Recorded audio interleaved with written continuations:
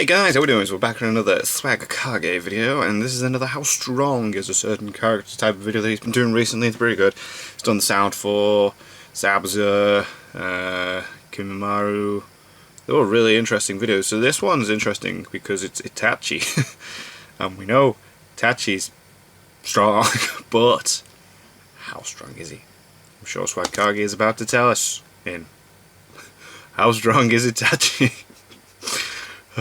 So I've been making a bunch of videos recently examining the strength of various Naruto characters, and I figured it'd be fun to make a new video about somebody who's way more popular and also way more powerful than anyone I've spoken about so far. Today we're taking a look at Itachi Uchiha, and I know everybody knows he's supposed to be like really strong, but I think where everyone struggles to agree is on exactly how strong. I've spoken to some people who think Itachi could beat Madara, I've spoken to others who think he'd struggle to fight Jiraiya, and there are a whole bunch of opinions spread throughout in between. I of course have my own opinion, and to back it up we're going to be examining a variety of different sources, including the fights Itachi participates in, statements about him throughout the series, flashback scenes where he does anything noteworthy, and the two light novels covering the events of his life before he deserts the Leaf Village. Cool. I've not read the light novels, because I know a lot of you haven't read them, and they do give you quite a bit of insight into how talented Itachi is and the sort of crazy stuff he's been capable of even since his early childhood. I want to focus specifically on the first of the two books because you learn a lot more about what Itachi can do in it than you do in the second one. Not to say that you don't get to see Itachi in action in the Book of Midnight, but it covers Itachi's time in the ANBU and the assassination of the Uchiha clan, which we already sort of know about, whereas the Book of Daylight covers Itachi's early childhood. We get to see him enroll in the academy, start life as a Genin, take the Chunin exams, and other things you may expect from a kid in the Naruto world. Now, for those of you who haven't read the light novels yet, prepare to have your freaking socks knocked off, because Itachi's no joke, even as a little kid. One example of some of the ridiculous things that he has done can be seen on page 28 when the Nine Tails is attacking Konoha.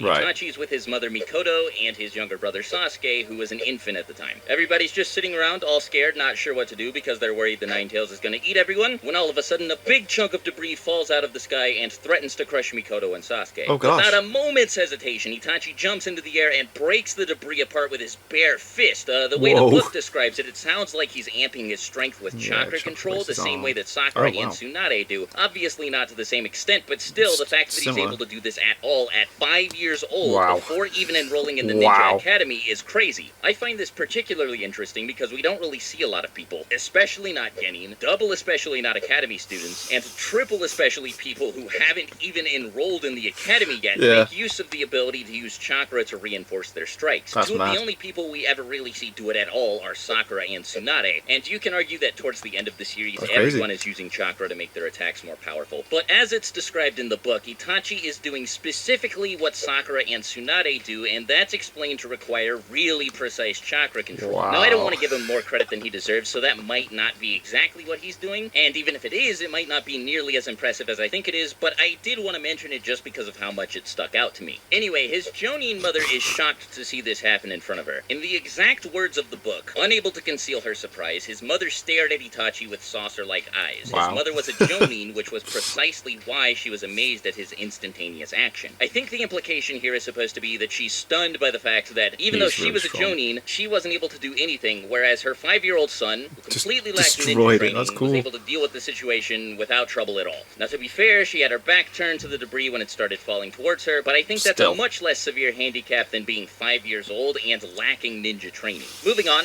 page 38, we learn that a 6-year-old Itachi, on his first day at the academy, blows everybody away with his performance in a training exercise held as a part of class that day. So the exercise has the students run around the schoolyard and see how quickly they can throw kunai at the 20 targets scattered throughout it. It takes most of the students about 5 minutes to do this, but Itachi pulls it off in 30 seconds. What makes that even better is Itachi got really mad at himself after completing the course because he thought he could have done way better. Like, as soon as the person scheduled to go after him begins the course, he takes another look at it and he goes, "Ah, man, I could have shaved 5 seconds off my time. I suck." And when he already clearly outperformed everybody else, the fact that he expected himself to do better is ridiculous, and it also means he probably could have. Even his teacher, after watching this happen, is so shocked that he initially forgets to call the name of the next student. Apparently, stuff like this continued to happen during Itachi's enrollment at the academy, because on page 45 we learn that just 4 months after he began classes there, Itachi was given the graduation exam. Surprise, surprise, he passes it, and he's allowed to graduate the following year. Later in the book, after Itachi becomes a Genin, during an encounter with Obito on page 81, we see him resist the effects of Obito's Genjutsu. Now, this is only important because with With him were 2 members of the Guardian Shinobi 12, a Jonin, and 2 Genin, one of whom was a Genjutsu specialist. The Guardian Shinobi 12, the Jonin, and one of the Genin are all caught in this Genjutsu, and the only people who are able to resist its effects are Itachi and his Genjutsu specialist teammate. And for those of you who are prepared to say, oh man, that's not a surprise, Itachi's always been really good at Genjutsu. At this point in the book, it's not really implied that Itachi can use Genjutsu that well. As a matter of fact, when this fight happened, Itachi hadn't even awakened the Sharingan yet. Oh, it's actually the he was still able that happens during this fight that prompts Itachi's Sharingan to manifest for the first time. The only reason I'm clarifying is because that means an 8-year-old Itachi, without the aid of the Sharingan, was able to resist the effects of a Genjutsu that caught 2 of the Guardian Shinobi 12 and a Jonin.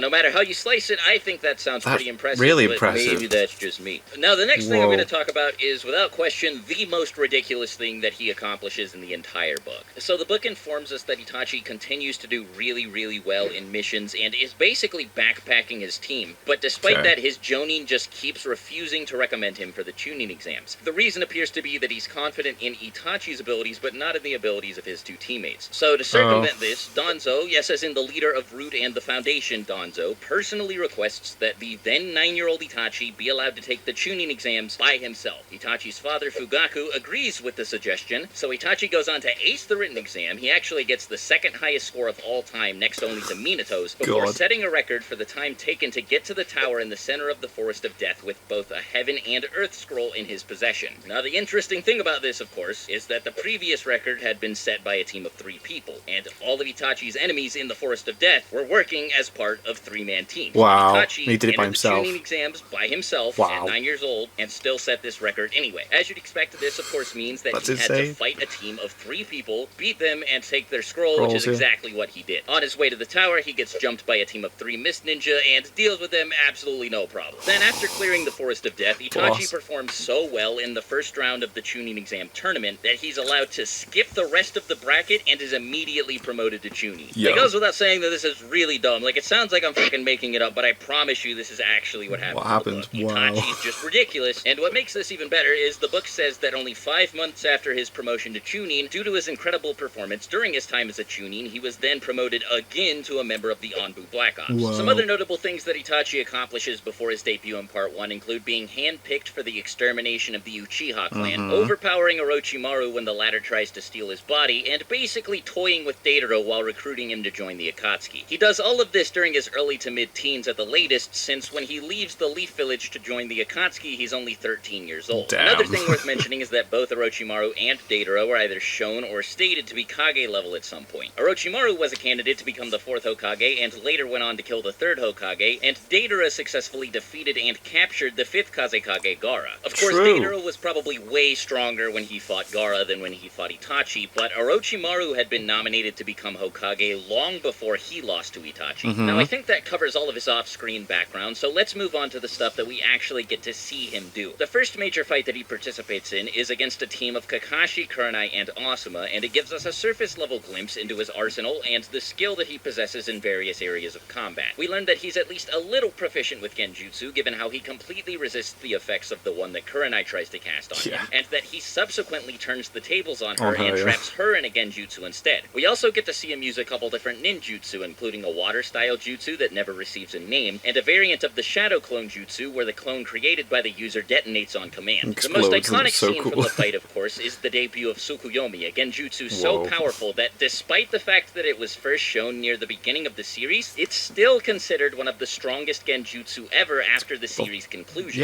Now, all that said, the fight's pretty short, and it's hard to infer from it what Itachi's full power is, but considering his opponents, his performance and the apparent lack of effort on his part make it very clear that he's far beyond Jonin level. Itachi's next fight isn't really important at all, it's just him beating the shit out of Sasuke, but we do get our first glimpse at Amaterasu here. Unfortunately, we don't learn anything about how it works, but we can see that it's enough to impress Jiraiya, and that it eats through the insides of the toad that he summons. Something that gets brought up frequently is that Jiraiya allegedly forced both Itachi and Kisame to retreat here, but after taking one look at this manga page, it becomes clear that they didn't really have to go anywhere. Kisame is pretty confused as to why Itachi chose to leave, and furthermore, it's very likely that he just didn't want to engage Jiraiya because he was working undercover for the Leaf Village. The idea that base Jiraiya is too strong for both Itachi and Kisame to handle is a bit ridiculous too, especially considering some of the stuff stuff we see them do later in Shippuden. Speaking of Shippuden, after this fight, we don't get to see Itachi in action until its first arc. To hold Team Kakashi at bay while the Akatsuki seals Shukaku inside of the Ghetto statue, Itachi challenges the members of Team 7 with a clone containing 30% of his chakra. Yeah, he does, doesn't he? The clone is obviously substantially weaker than Itachi. It takes the combined forces of Naruto and Kakashi to land a clean hit on it. More importantly, though, during this fight, we learn that Itachi can trap people in Genjutsu simply with a point of his finger. He doesn't even need to establish eye contact. The last fight Itachi partakes in before his death is against Sasuke, and this is one of the most popular fights in the series. I'm pretty sure many of you have seen it a bunch of times, so I don't think I need to spend too much time going over it. But what's noteworthy about this fight is, as many of you know, Itachi was basically blind and was also near death due to his sickness, and according to Obito, he still could have easily killed Sasuke had he been trying his hardest. This is the same Sasuke who defeated Deidara without much trouble, at least not much trouble if we're not counting a suicide bomb at the end. No. So considering the gigantic strength disparity between Itachi and Deidara that this indicates, it means that he's obviously way beyond Kage level and paints him as one of the strongest members of the Akatsuki. During this fight, we also get to see him use the Susanoo for the first time, and we learn that his Susanoo possesses the Yada Mirror, which can reflect all forms of physical attacks, and the Totsuka Blade, which can indefinitely seal anything it pierces. Now, when Itachi is revived by Kabuto during the 4th Shinobi World War, that's when we actually get to see him put in some effort. It's brief because it only happens during the fight against Naruto and Bee, and then subsequently during the fight against Nagato, but it's still really cool that we get to see him cut loose for once. He doesn't do too much in this fight, or these fights. I'm not really sure if this counts as 1 or 2 since he changes teams. But anyway, what he does do is pretty major. At the beginning of the fight, he swaps hands with QB Cloak Naruto, which is a really big deal because right before this fight, we find out that this Naruto is faster than the Raikage. Of course, it's possible that Naruto wasn't moving at full speed when this happened. In fact, it's very likely. But keeping up at all with someone who was at that point one of the fastest characters in the series is definitely worthy of praise. Yeah, later in the fight, when he switches sides and helps Naruto and Bee fight against Nagato, he basically carries both of them. The two are seconds away from death when Itachi swoops in and saves them with his Susanoo, and he's the one who ends up dealing the finishing blow to Nagato by sealing him with the Totsuka Blade. Itachi's last fight is against Kabuto with Sasuke at his side, but it's difficult to gauge his strength from this because both he and Kabuto were holding back. Kabuto had to hold back because he didn't want to kill Sasuke, and Itachi had to hold back because he couldn't afford to kill or seal Kabuto, as that would leave no one to release the Edo Tensei. Yeah. To be fair, of course, there's not much that Itachi could have done to beat Kabuto, but a single poke from the Totsuka Blade would have gotten him the win, and whether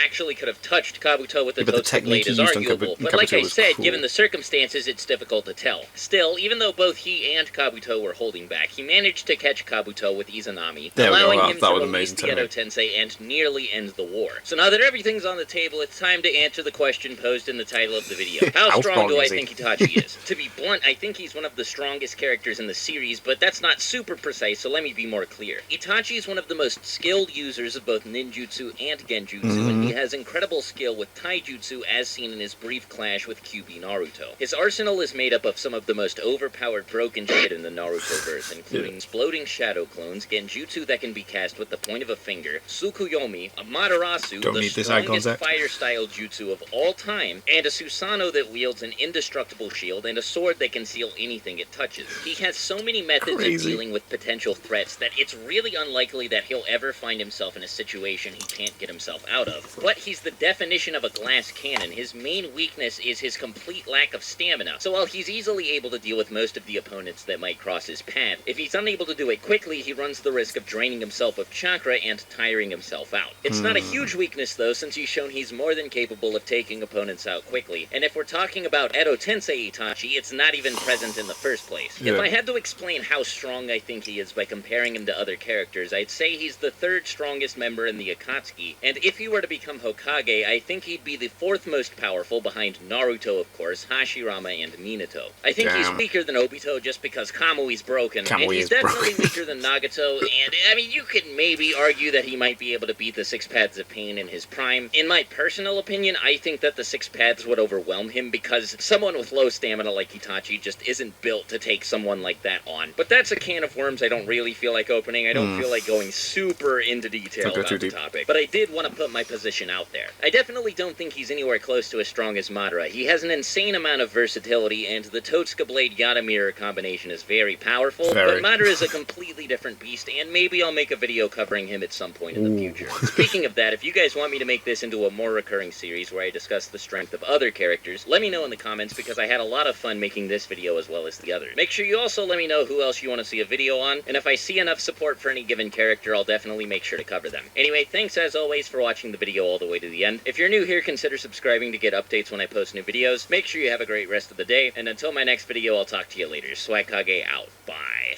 Cool. Man, Itachi could do some mad stuff when he was young, couldn't he? I've never read the book, so I'm quite glad he went over all that. That was pretty awesome. Goddamn. So Itachi is pretty strong. In conclusion. Nah, that was boss. I hope it. Oh god, if he did a How Strong Is Madara, I think people would just explode.